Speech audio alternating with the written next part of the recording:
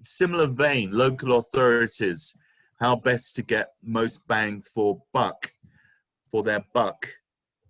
And as a lot of you have pointed out in the chat throughout the day, vast majority of homes that we're talking about are already built. Why are we emphasizing so much on the new build? Well, because they haven't been built yet. So why make the same mistakes that we've seen in the past? Let's focus on new build, but equally, we can't ignore the those that have already been built. And Paul Smith and his organization Foundations have been looking at retrofitting, modernization for quite some time, and they've joined forces with Sheila McIntosh and are working on defining what best practice is. So Paul, can I turn over to you, please? You can, and I'll hand over to Sheila. I think Sheila's going to go through the first few slides for us. I'll leave that to you. Right, I'll just get going. I'd just like to thank Ian for inviting us today. Paul and I are really pleased to speak, because we really do need some ISO standards in this area. I think it would help enormously. If I could have the next slide, please. So this is kind of why we need to focus on retrofit. New homes are only adding about 1% to the stock each year. And as Ian said, most homes that we're going to live in as we age are already built. And we're not even building good homes at the moment. Only about a quarter are planned to be accessible, the ones that are in the planning pipeline for the next 10 years at the moment. So even the new homes are going to need to be adapted. And we've got 14 million disabled people in the UK. So it's not just about people who are in their later years. There's as many younger people who need help with their housing as well, and only about a quarter of them are actually in a home that actually fully meets their needs.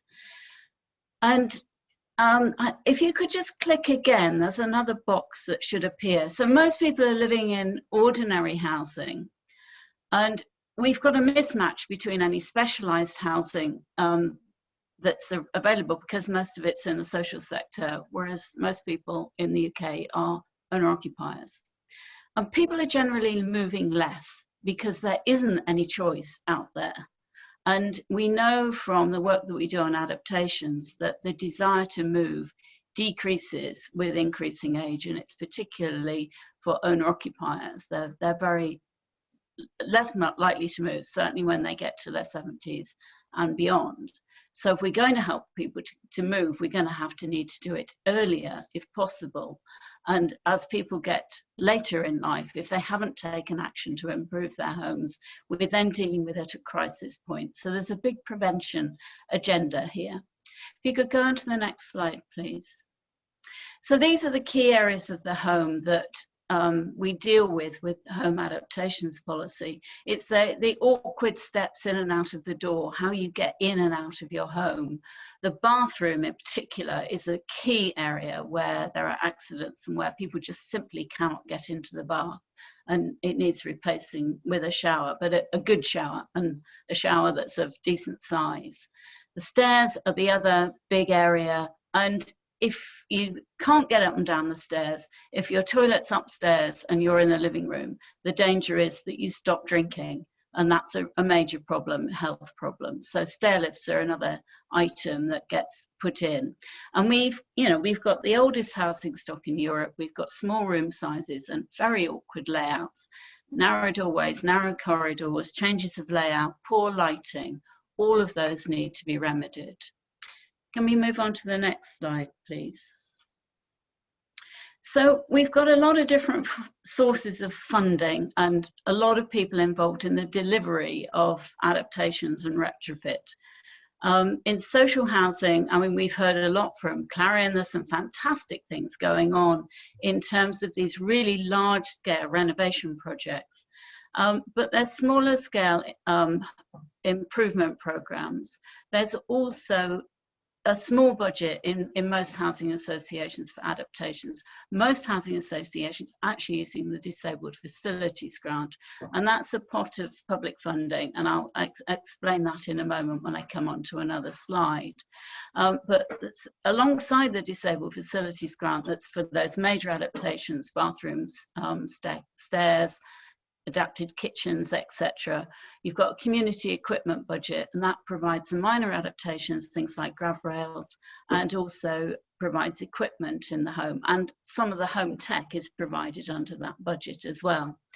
You've then got personal budgets coming in, which are combining a care budget with perhaps some equipment and maybe the wheelchair budget, and sometimes it's bringing in the DFG as well, but we're not very good at bringing these physical changes in the home into these personal budgets. So that's the sort of area that needs developing. Some of it's delivered by social care reablement services, particularly the community equipment, but then the Disabled Facilities Grant is delivered by a DFG team in a local authority or home improvement agencies. But then by far the most important form of funding is private funding. It's owner-occupiers doing things themselves and finding their own builders and doing that work themselves. And it's a difficult process for them. It's very difficult to actually identify what products will be the best, to try and find a builder that's going to be suitable and that you can trust. And it's very difficult, and it's difficult to find out if you can get a Disabled Facilities Grant to help you. It's often quite an invisible service. So individuals are left to negotiate quite complicated systems here and quite complicated disjointed forms of funding.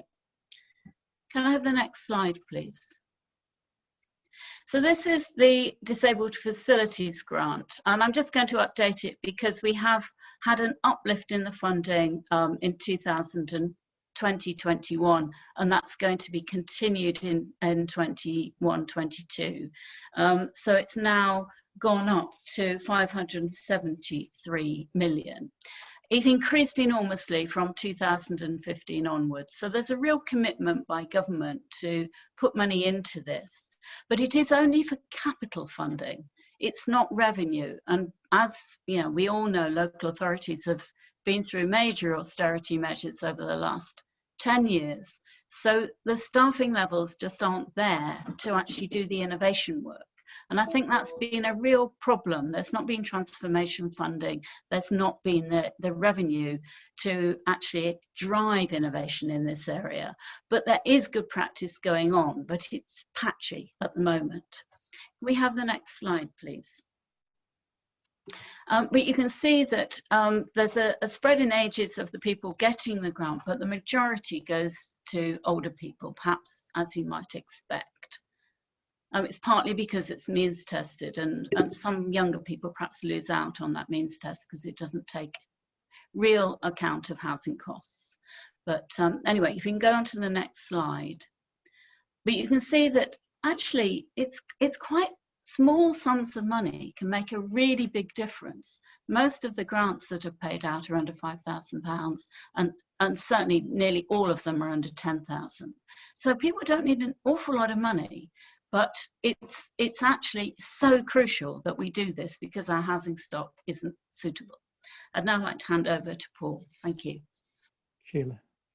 So I think this slide shows that there has been some improvement over the last decade or so, that there has been an increase in accessibility of houses, but it's still quite a low base.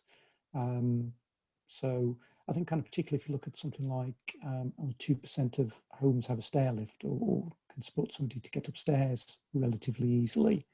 You can see that they may have one in their own home, but it's going to be quite tricky if they're visiting somebody else and perhaps there's the only bathroom upstairs to be able to visit somebody else's house.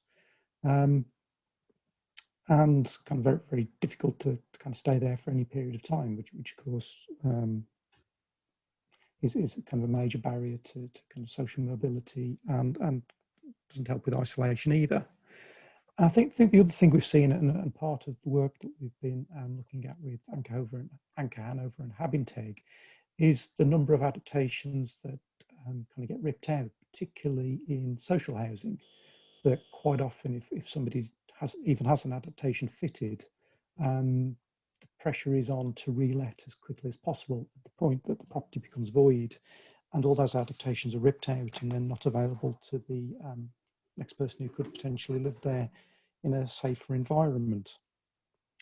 And part of the reason I think that those adaptations are ripped out is usually they're done as cheaply as possible and look pretty terrible, to be honest.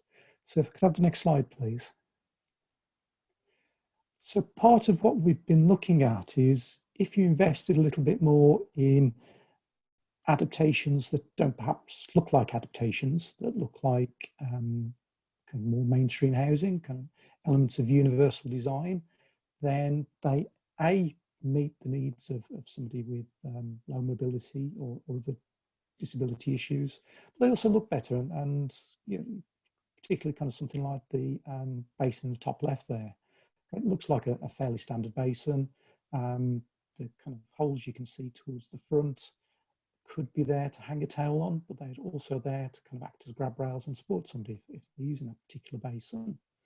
And the chair in the middle there perhaps wouldn't look any different to a wet room that you might see in any bathroom showroom. But again, it is kind of level access and usable for the vast majority of people. So it's trying to get away from the kind of more institutionalized adaptations that we've often seen and particularly are funded through the Disabled Facilities Grant very often. So could I have the next slide, please? I think this links into technology. I've heard quite a lot about kind of mainstream use of various bits of Internet of Things and technology. So there's some examples there which I've kind of heard about earlier. But the kind of top right, I suppose kind of the chair, the wheelchair that kind of rises up was something we looked at as part of individual health budgets and how they might link with a Disabled Facilities Grant in the future. And there was quite an interesting case study where an adapted kitchen was going to cost about £10,000 by the time they'd put in all the kind of rise and fall kitchen sink and the special cooker. But actually, the person could have had that money towards one of these kind of wheelchairs that also rises up, which would have meant they could have used their existing kitchen, but could have done so many other things at the same time if only the budgets were aligned and it was possible to use funding in a slightly more imaginative way. So if you could move on to the next slide, please. So that was one of the challenges, but I think there are a range of challenges that we've been looking at, and some of these are quite tricky, I think, to kind of tease out and develop, because it goes much broader than just adaptations themselves.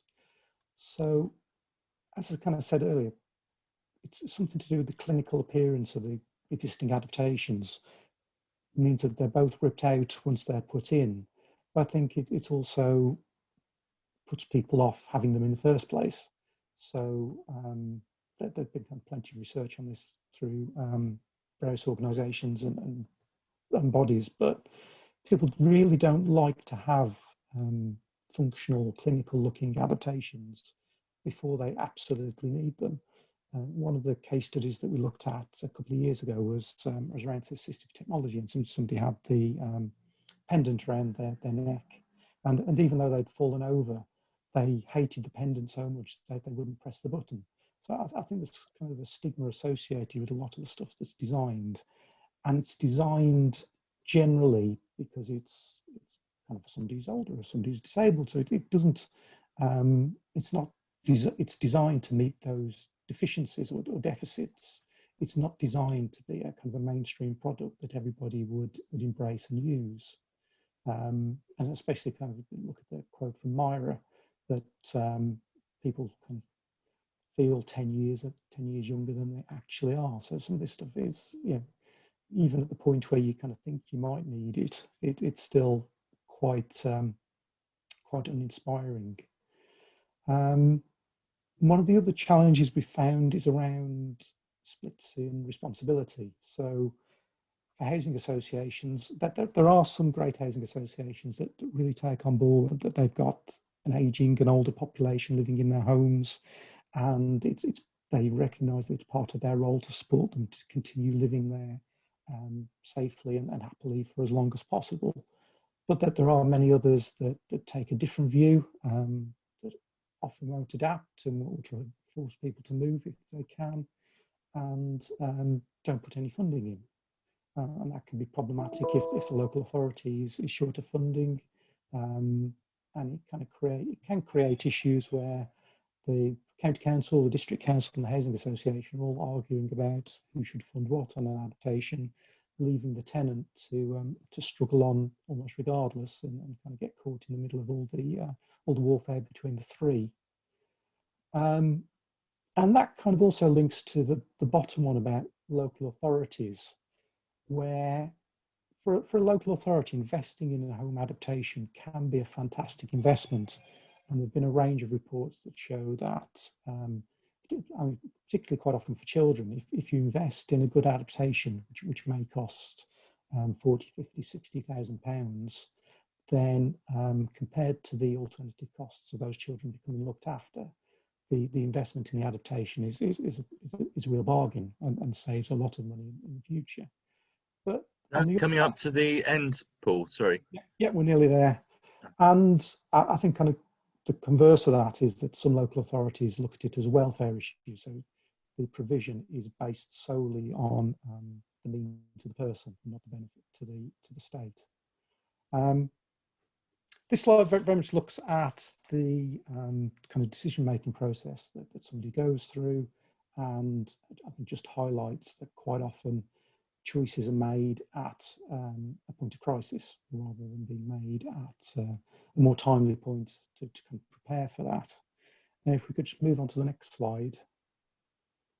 It kind of, I think it all links back to the language that we use around these issues, that it's all kind of based around, I suppose kind of very meaningfully being based around trying to improve things for kind of the older person, or transgenerational design, accessible design, but should it just be easy to use and for everyone to make it more mainstream, so that we don't get caught up in continuing to design for deficiencies rather than supporting people to live a more useful and fuller life.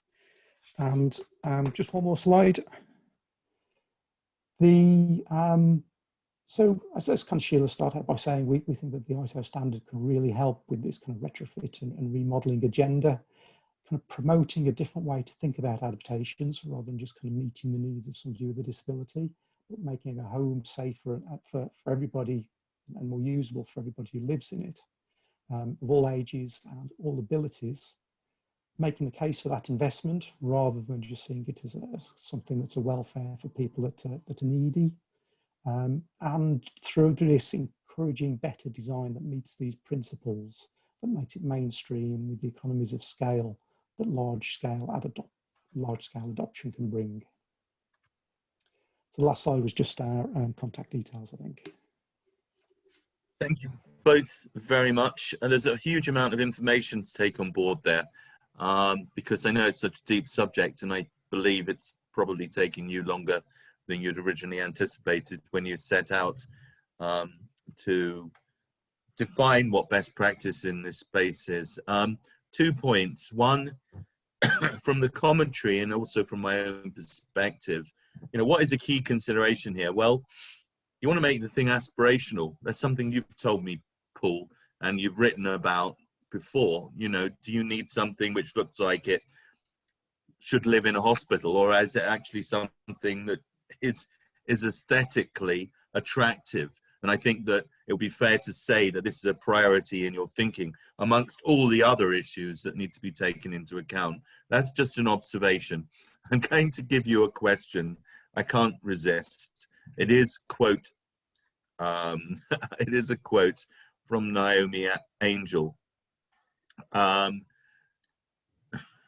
it's not actually. It's from John Wilkes. Seen time and again, takes ages to put in the adaptations, and as soon as they are, the person moves to residential care or dies. What's your thoughts on that? It's something I think we all recognise as something that happens far too often. But it doesn't have to. I think if one of the issues is that it's an issue that kind of spans different organisations, which creates tensions and handoffs and inefficiencies in the process. And there are a number of areas where they've joined that together, and it happens far more quickly, far more efficiently, far more cost effectively. And that's something we're trying to promote, certainly across England where we operate, that it doesn't have to be that way. So you are seeing progress, you're seeing things speed up somewhat, yes? Yes, yeah, that there are definite areas of good practice across the country that, yeah, we would like to see replicated everywhere. Excellent. Yeah, and there are some, just to finish off on that, Sorry, there are some housing associations that are really starting to take this seriously. Housing 21's been doing a lot to improve the design of their housing for older people, and have decided to invest a huge amount in making things look really good, you know, so their properties are very aspirational, but it's the general needs properties are the biggest issue, and we also have a problem where people are sometimes denied an adaptation because they're not in a property that's deemed to be for older people. And if they're not going to move, and they can't move, or they don't want to move, or there's not suitable property in the right area, then they're left without anything. So there's some really retrograde things as well, but there are some good practice, and it's just trying to get everybody to start thinking and to start doing some much more preventative work to get people to move earlier if they want people to move, rather than leave it until that crisis point. And if we improve design, people will come forward earlier to say that they want things. But at the moment, if they're seeing things that look really horrible, they're going to hang on until the last minute before they ever ask for them. So that's our problem, I think, at the moment. Well, that's a work in progress, and we look forward to sharing more of your findings as the project unfolds, because I think what you're doing is absolutely fantastic. We need to move on to the final pilot.